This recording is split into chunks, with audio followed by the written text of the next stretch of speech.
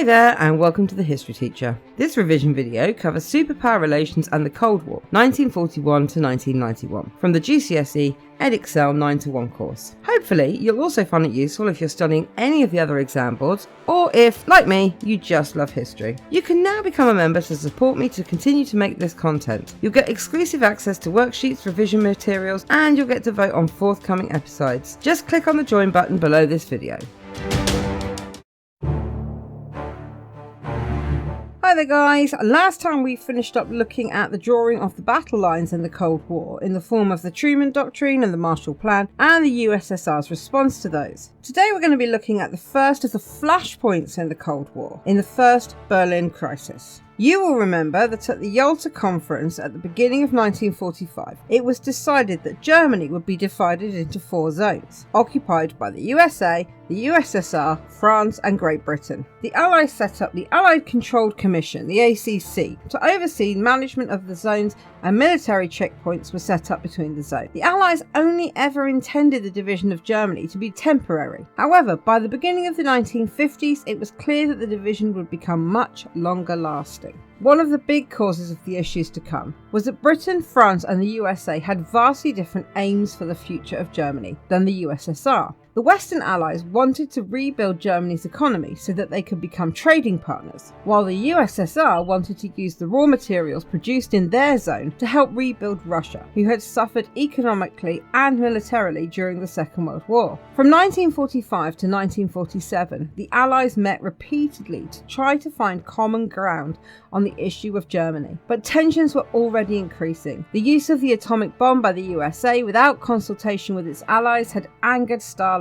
Added to this were the speeches given by Truman and Churchill, which escalated the hostility between the once allied countries. In 1947, Britain and the USA combined their zones to create Bizonia. Stalin was furious, and the Soviets stormed out of the meetings. In March 1948, the French joined their zone with Bizonia to create Trizonia. Germany and Berlin were now split in two, with the USSR controlling the northeast section, which included Berlin, and the Allies uniting to control the rest. The leaders of Trizonia now began repairing the economy, starting with introducing a new currency called the Deutschmark in June 1948. This further angered Stalin because Trizonia was now a separate economic unit from the East, and this essentially created 2 Germanys. Stalin saw this as the West ganging up on the USSR. He believed the USA was trying to force the Soviet Union into poverty. Stalin declared that he would stand firm. He wanted to unite Germany under communist ideology.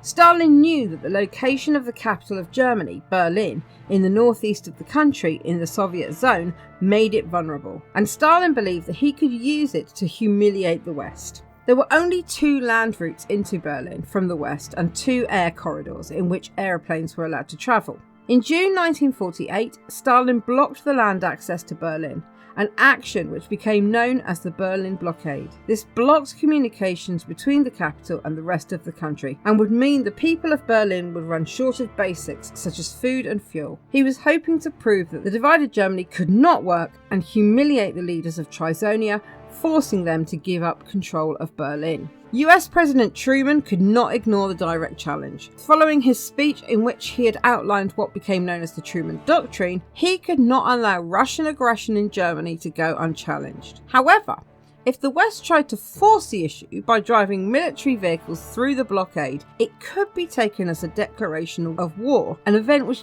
the West did not want. However, they realised that if they flew supplies into Berlin, the only way the USSR could stop them was by shooting the planes down, which would make the USSR the aggressor. Stalin was confident that there was no way the West could prevent Berlin from starving using only aeroplanes. On the 24th of June 1948, the first flight of Operation Vittles, or as it is better known, the Berlin Airlift, landed in Berlin. The flights carried food, fuel, medicines and other necessities into Berlin. Pilots knew they were facing the possibility of being shot down by the USSR, but 1,000 tons of supplies per day were delivered by the US pilots, with a similar amount being delivered by British pilots. The people of Berlin rallied round and helped to build a new runway at Berlin Tempelhof Airport, and a new airport was built at Berlin Tegel. The population also helped to unload the planes. January 1949 was the height of deliveries, with 170,000 tons sent in 1 month.